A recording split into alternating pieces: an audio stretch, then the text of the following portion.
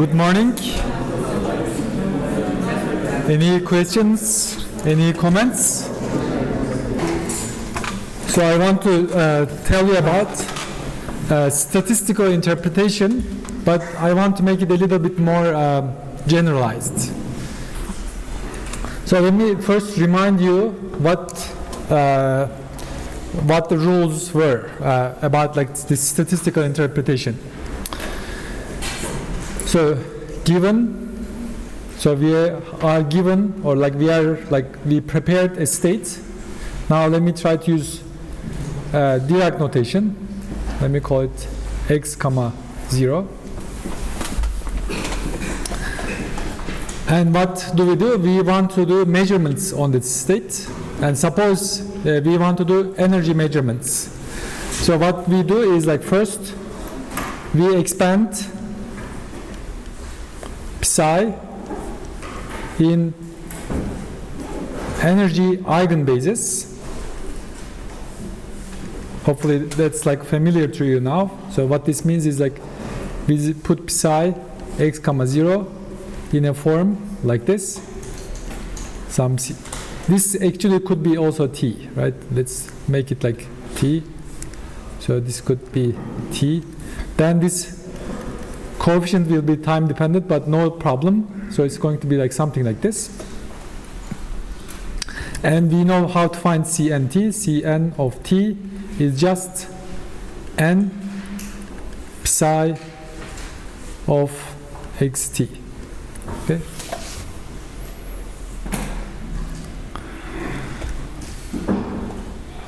And how do we determine the time evolution? If you want, you can also determine the time evolution. But the important thing for us is like we can do measurements on these states. So if a measurement of energy is made, so we do measurements on states. And when we measure things, two things happen. First,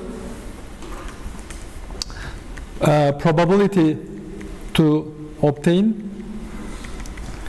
energy corresponding to this state, En. What is it? Cn. Exactly. So this is Cn of t squared. So that's the rule.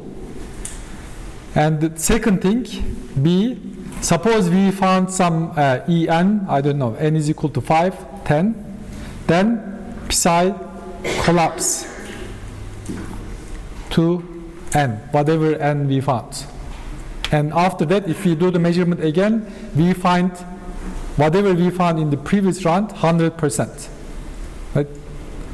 We can talk all you want, but this is the rule, right? We have to understand this rule, and we have to apply it. Now I want to generalize this picture. So we have been like elaborating this on the energy, but we don't have to measure energy. We can measure anything. We can measure momentum, we can measure position, we can measure, I don't know, angular momentum, all kind of complicated things. You can think about this. Then to generalize, replace. So here we are calculating, like we are measuring Hamiltonian if you want. We can replace it with an arbitrary observable. So this Q is observable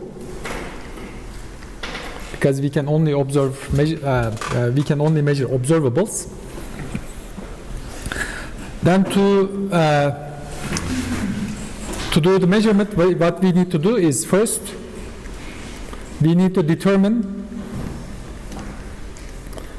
eigenfunctions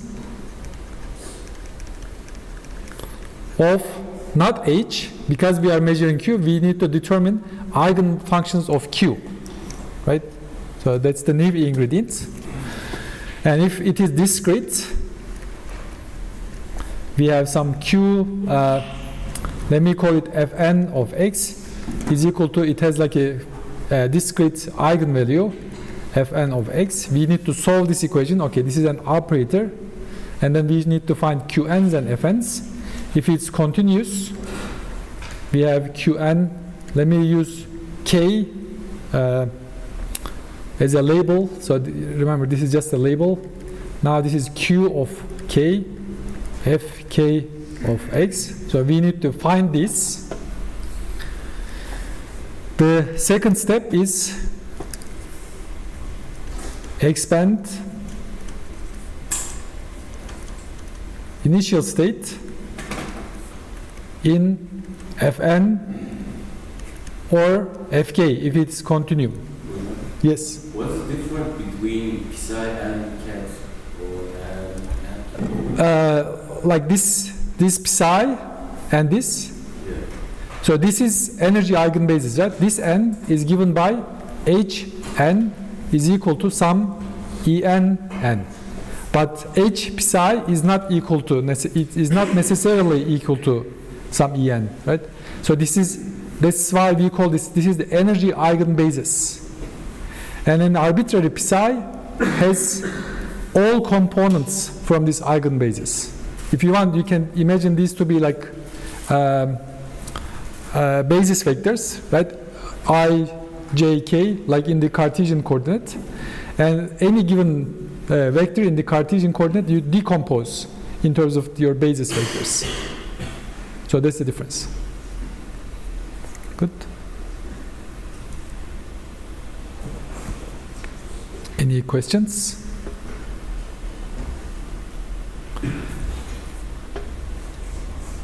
So everything we do, we just repeat, but we, rather than H, we are doing with Q for some arbitrary. And I'm going to give you examples in a little bit. Then, so when we expand this psi, x comma t is going to be, I don't know, some n Cn of t. Now, not energy eigenstates, but these eigenstates of Q operator. So this is Fn of X. And also for the continuum, let me just copy. In the case of continuum, you don't have these discrete things, but you have like integrals, like this dk, this is k, this is f of k. And the basis coefficients you can immediately obtain. For example, if you use this Dirac notation,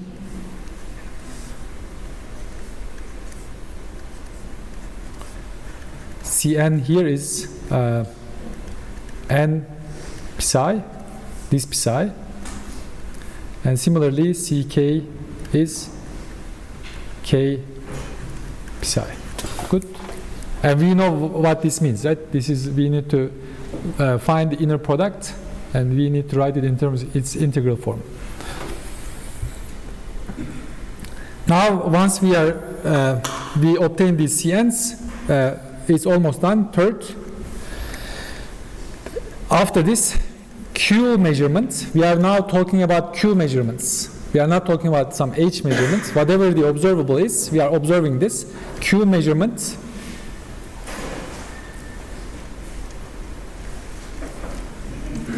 gives result is one of the eigenvalues, right? Result is not some arbitrary number. Whatever the observable is, you are going to get its eigenvalues, nothing else. And probability to obtain this Qn is going to be like Pn. What is that in terms of, for example, here? Exactly the same rule, Cn of t squared. And if you are doing it continuum, again the same thing. So you are going to get this Q of k, and probability to obtain something in between k and k plus dk is going to be just this integral measure. Good?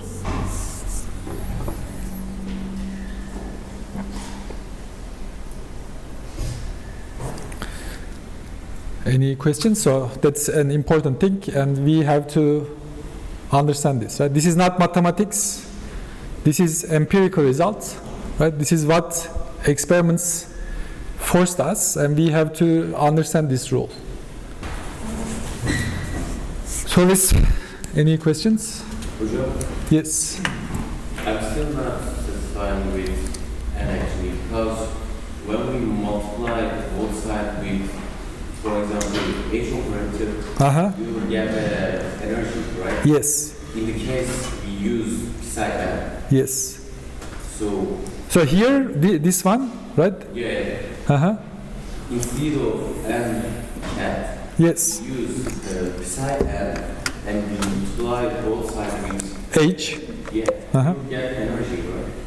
So That's the point, right? Like you'll get energy, but what does it mean to get energy? Like you are saying that I have some arbitrary psi, which is decomposed in terms of these Cn n's. These are energy eigenbases, and I hit with H. And H goes and finds here, right?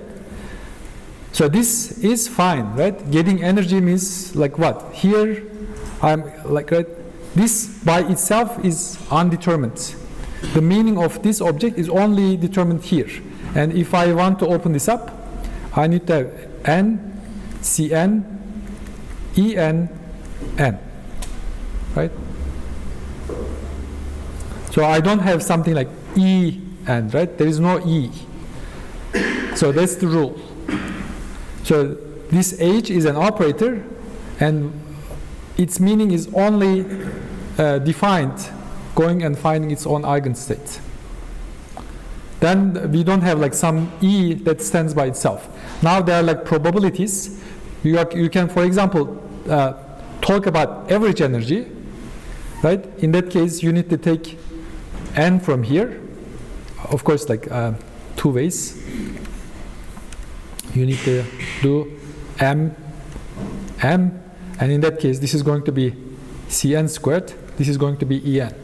Now, this is like a probability, and you have a distribution of energies, and you have their weights. Like E by itself is undetermined. There is no such thing. We can talk about average or variance and things like that, okay?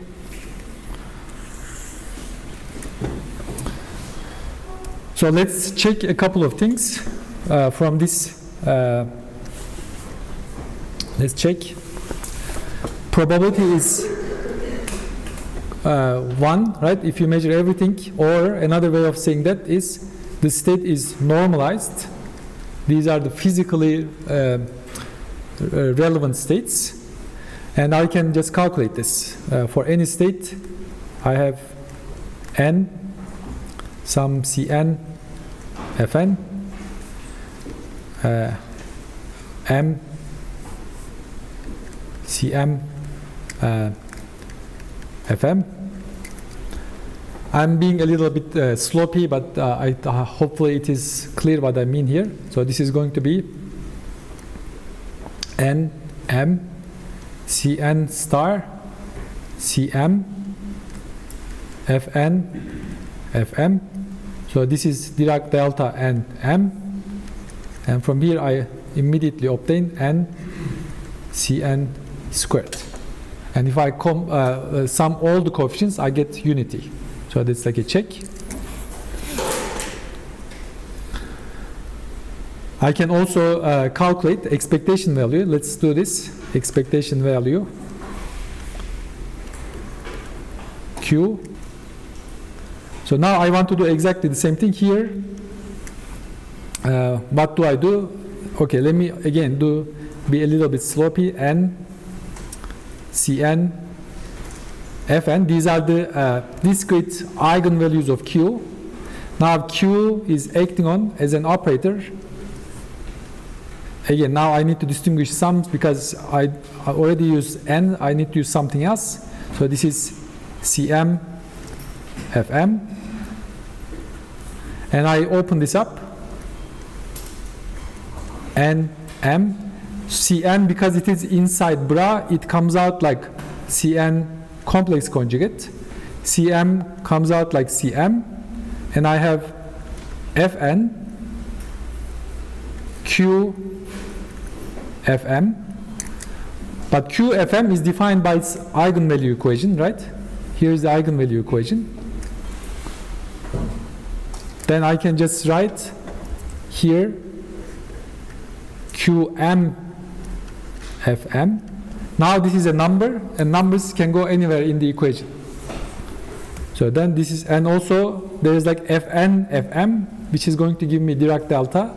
So this thing is going to be again equal to n Cn squared Qn. And the interpretation is the same. So this is the probability to have the state n. Probability times the value is average.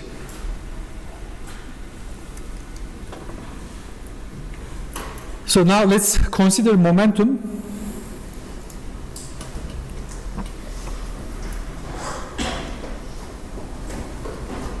Okay, let me skip that a little bit to get the important stuff. Let's consider momentum, which is continuous, as you know, as an example.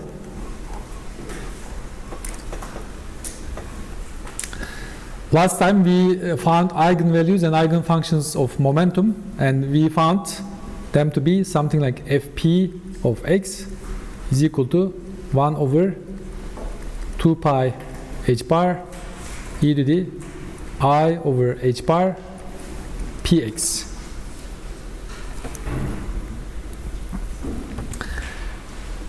And if an arbitrary function is given to us, like what we say, an arbitrary state is prepared, we need to express this state in terms of these basis functions.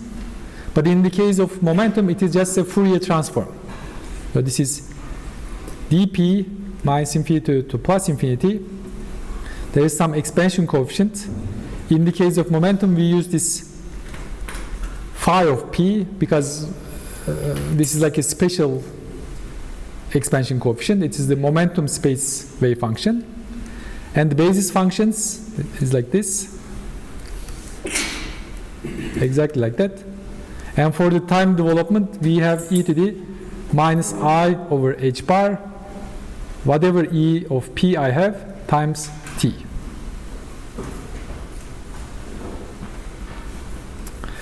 Sometimes, like as your book does, so you can package this thing and call that time-dependent momentum space wave function, right?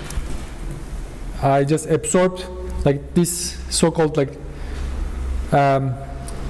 Schrödinger Wiggle factor, right? This is coming from Schrödinger time-dependent Schrödinger equation. We can absorb it inside the definition of wave function. Then inverse, or like the expansion coefficient, is inverse Fourier transform in that context.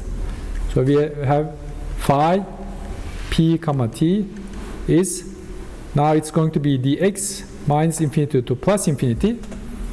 We have psi of x comma t and 1 over 2 pi h bar e to the minus I over h bar px. Right?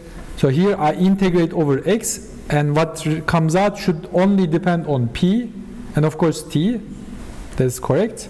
Here I integrate over p, and what comes out should only depend on x, and that's what it is.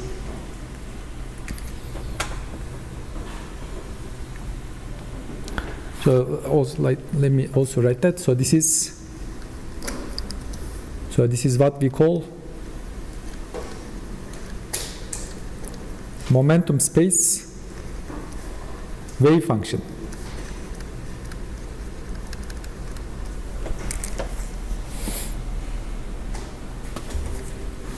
So this is like a little bit bigger, right, to write, but it is still like this expansion coefficient. And we are still doing this simple expectation value. So let's write what we had there for momentum.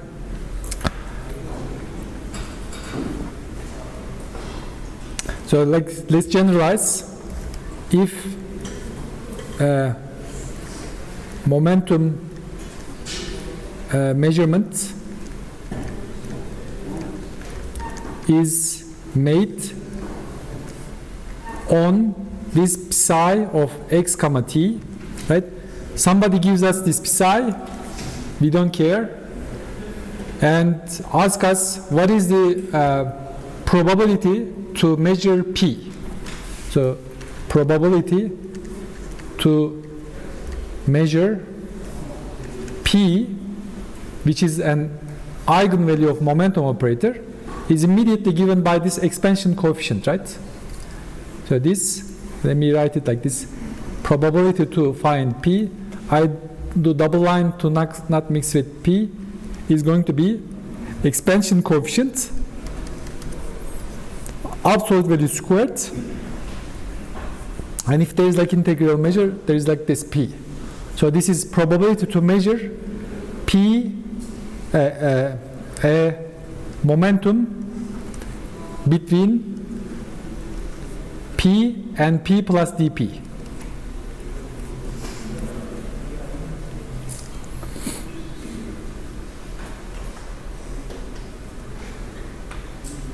Good. So I actually have an example for this, but let me skip the example and show you the more important stuff. From here, okay, we can do two things. We can do first, what is the expectation value of P? So this one is trivial, right? P as an operator, you just find all possibilities. So this is the probability, and you just put P here. Any objections? This one is the trivial one.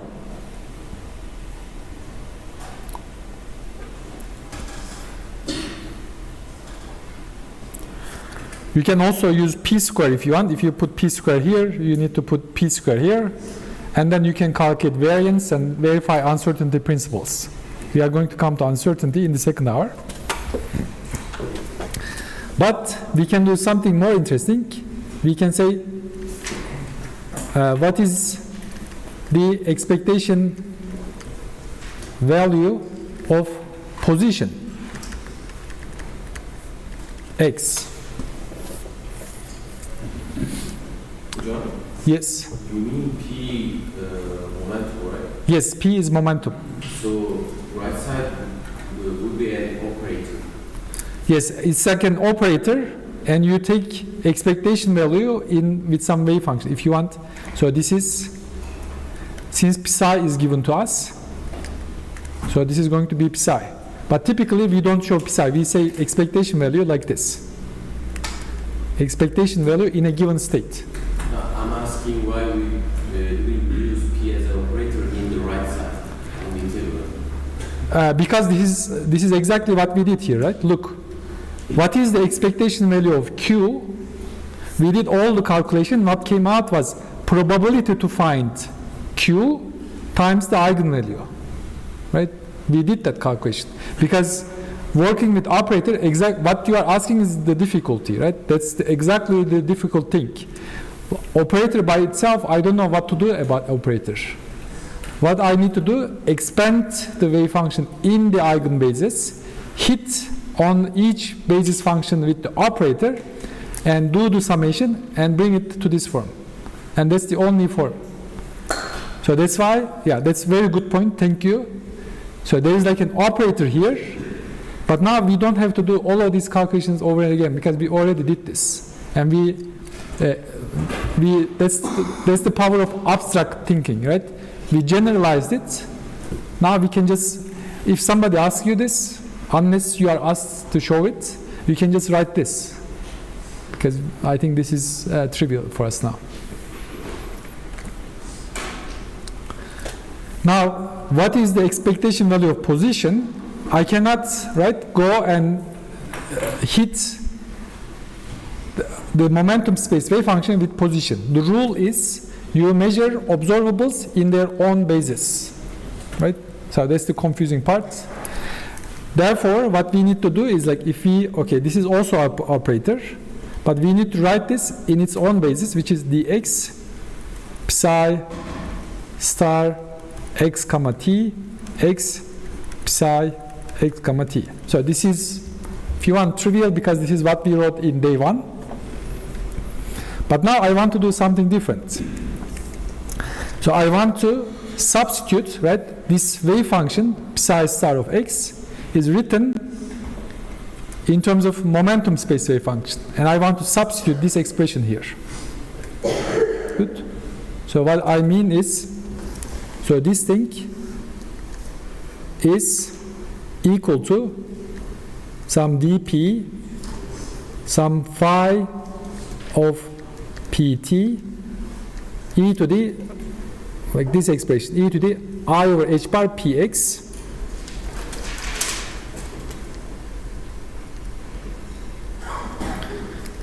and this one also the same. But now I need to distinguish labels, right? This integral and this integral, exactly like in the summation m and n, they are different p's. And also this one comes with complex conjugate, so I need to put complex conjugate here and minus here. So why do we do that? Hopefully you are going to see in a little bit. Now I want to write this dp prime. Let me not write it and here I have, you can see x hitting on this piece. So what I can do is I can do the following. So this piece is x psi of x comma t, and it is equal to x this thing.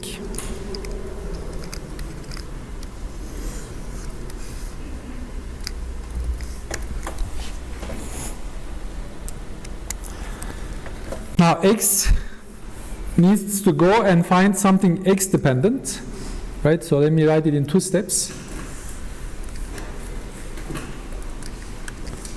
So this is going to be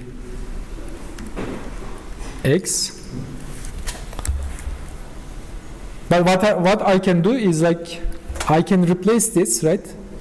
In this equation, if I replace this x with del p prime e to the I over h bar p prime x. Let's do this derivative and see what it gives. This is e to the I over h bar p prime x I over h bar p x. Then if I multiply with minus I and multiply with h bar, so this thing x times e to the I is exactly like this derivative. Good. So let's write this.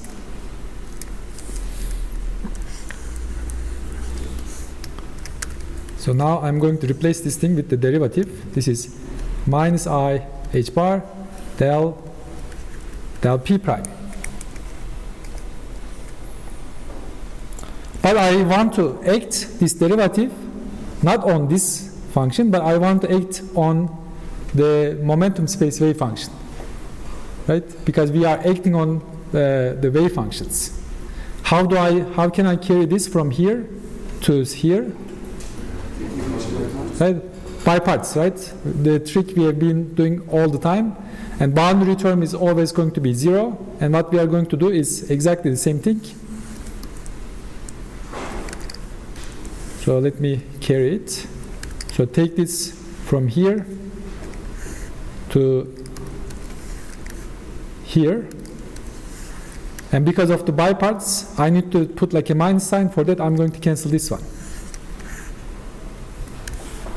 Now this derivative is acting on here. I know where I am supposed to operate. Now I want to combine with bra piece. Let's see. So this x dp Let me copy this.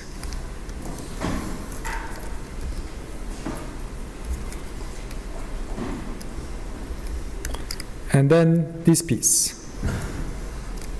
I need to open up.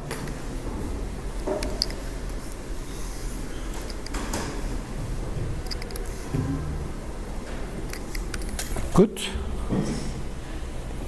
And lastly, I also have, you can see this dx, right? I forgot to write this dx. This is also here.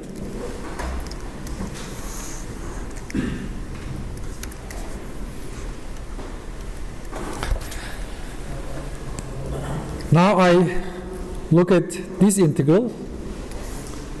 What is x? This is not x dependent. I can forget about this. This is x dependent, and this is x dependent, right?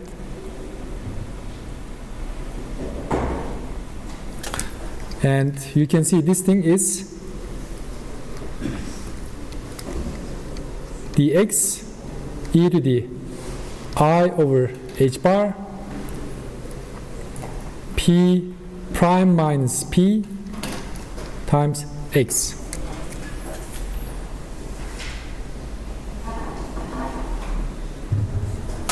And what is that?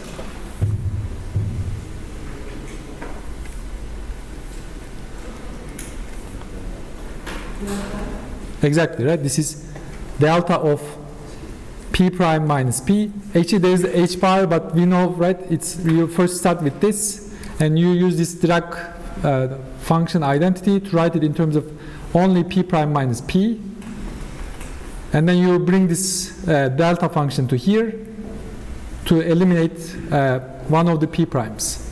So let me write the result and see what it looks like. This is dp phi star of pt. So this thing I h bar del p phi of pt.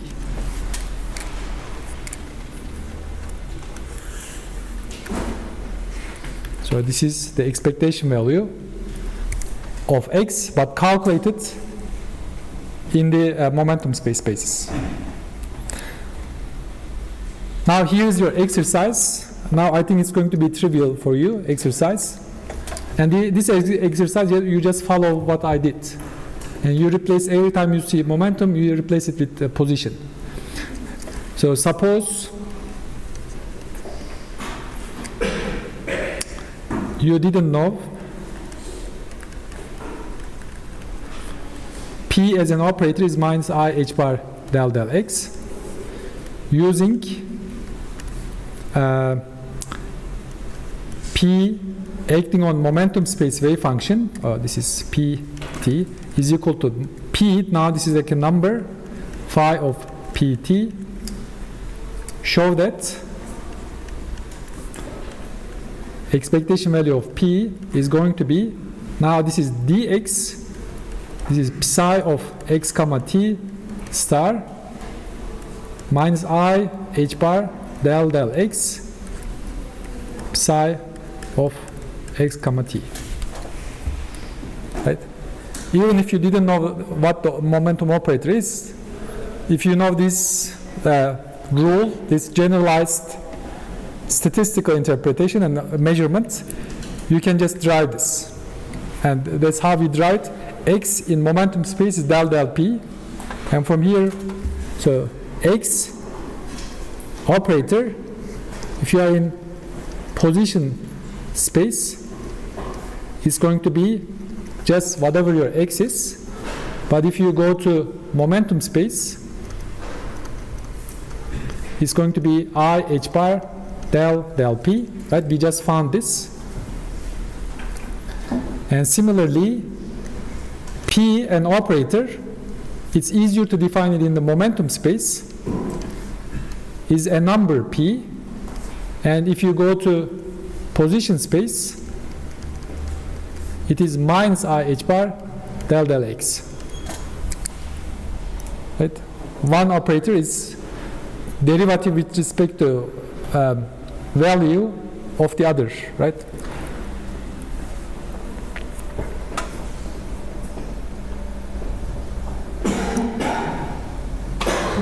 And from this rule, any questions? For any operator Q, X, P, now we can put X and P. Now if you are in position space, you can write this as Q, X, yes.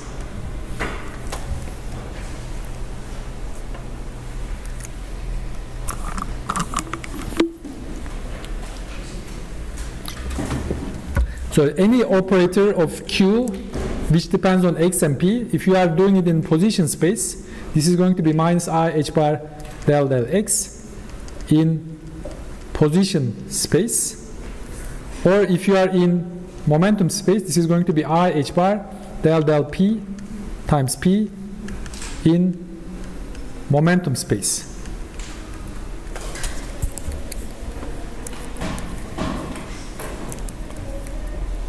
Good.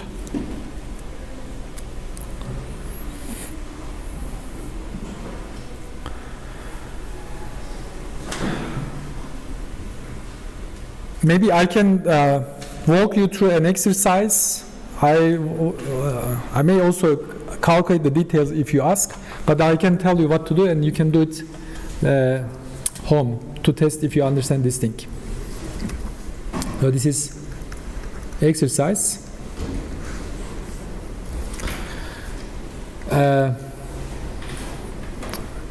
In V of X is equal to minus some alpha delta of X. So in this so-called delta function well, we found the bound state. And the bound state was something like this. Psi of X comma T M alpha divided by H bar e to the minus M alpha divided by H bar squared X and e to the minus I over H bar E T, and the bound state energy was found to be E was equal to minus M alpha squared over 2 H bar squared. And our question is, if we calculate expectation value of momentum on the state, what do we find? And if we calculate expectation value of P squared on the state, what do we find? And for that, we can define like a short variable. P0 is equal to M alpha over H bar. So what you need to do is, first, right, we need to find expansion coefficients because operators do what they do in their own basis. Therefore, we need to do, and the expansion coefficients in the momentum case are Fourier transform. So find momentum space wave function, and in that case what we have is phi of pt is equal to minus infinity to plus infinity dx psi of x t 1 over 2 pi h bar e to the minus I over h bar px. How many people can do this? Right? So what you need to do is that wave function is given, this one is given, this is just an integral. If you want me to do it, how many people want me to do it? I can do it if you want. 2 people. How many people don't want to spend time doing an integral? Okay, a little bit more. But this is standard, right? Try to do it. If you can't do it, come to me, we can do it together. Okay? Let me write the result. So this is, okay, so this is your exercise. Something like 2 over, I mean, I may have like some mistakes, be careful, but that's what I found. So this is 2 over pi, P0, 3 over 2, P0 squared plus P squared e to the minus I over h bar e t. I understood it, but conceptually it's a bound state, so we have discrete momentum value. Exactly. When we're looking for precise x and t, we will use dp, right, in the integral. Exactly. So, like whether you have discrete spectrum or continuous spectrum, your measurement doesn't care. If you are measuring momentum, momentum is continuous. And continuous, then you have to do continuous variable case. You have like a discrete bound state. You take that bound state and you put in your rules, right? This is like discrete bound state. And the rule says find the expansion coefficient. In the case of momentum, find the Fourier transform. And the Fourier transform is going to give you the probability to measure P. Right? Rule is always like that. It doesn't matter. And from here, probability to find something between P to P plus dP is going to be this P of P given by square of this. Let me just copy this. And if I take square, this is like this.